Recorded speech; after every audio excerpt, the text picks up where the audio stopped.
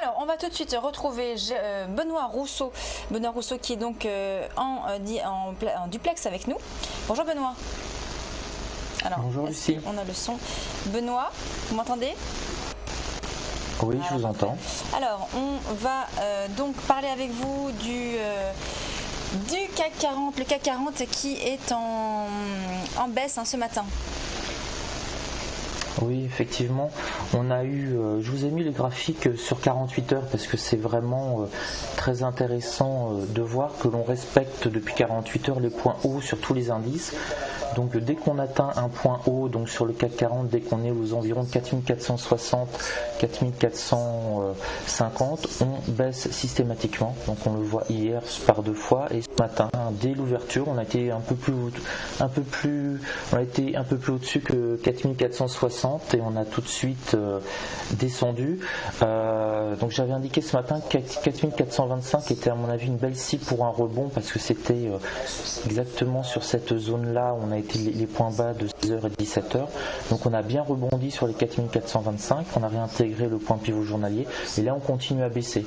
Ça veut dire que pour rentrer à nouveau sur le marché, là je me positionne à nouveau sur le plus bas d'hier, donc vers les 4400, 4410, légèrement sous le support journalier. Ça pourrait être une bonne entrée sur le CAC 40. Donc on pourrait reperdre encore une trentaine de points pour rebondir vers essayer de gagner 10 ou 20 points. Je ne retente pas ce rebond là à nouveau puisqu'on l'a déjà passé et on a vraiment un trend baissier. Si je vous mets le DAX 30, on voit très très très nettement. Systématiquement encore que la journée d'hier, la journée d'aujourd'hui, dès qu'on frôle les 10 300 points, on se met à baisser systématiquement. Donc on est vraiment en zone tente. Alors c'est quelque chose qui est assez sympa à trader parce qu'on a l'impression de vivre un jour sans fin. C'est la même journée qu'hier.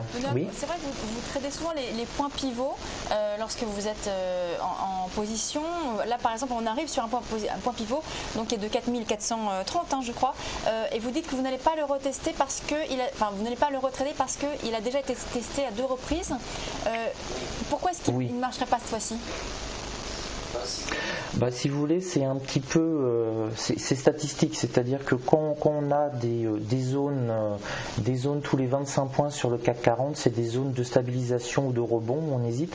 Là on a déjà rebondi une fois, une deuxième fois en 5 minutes sur les 4425, donc à partir de ce moment-là j'appelle ça du gruyère, c'est-à-dire que grosso modo la probabilité d'un rebond pour gagner quelques points, la première fois qu'on arrive en descente sur les 4425, on va dire on tourne à 90%.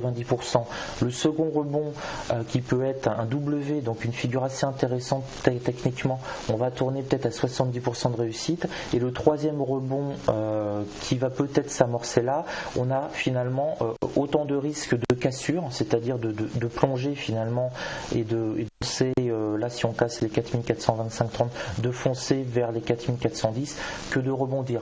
Donc c'est uniquement statistique. C'est que sur le premier rebond, on a plus de chances de se faire de l'argent. Et pour vous montrer la force en fait des points pivots, je vais juste vous montrer le Dow Jones.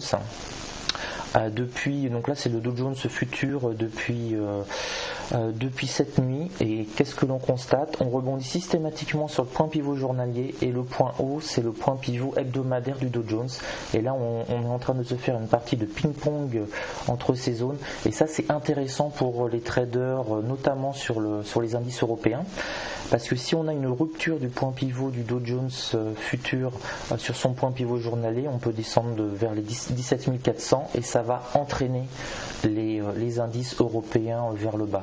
Et on voit finalement qu'actuellement, comme on n'a pas vraiment de direction, on attend le QE, on suit pas mal en fait la robotisation entre guillemets des indices américains.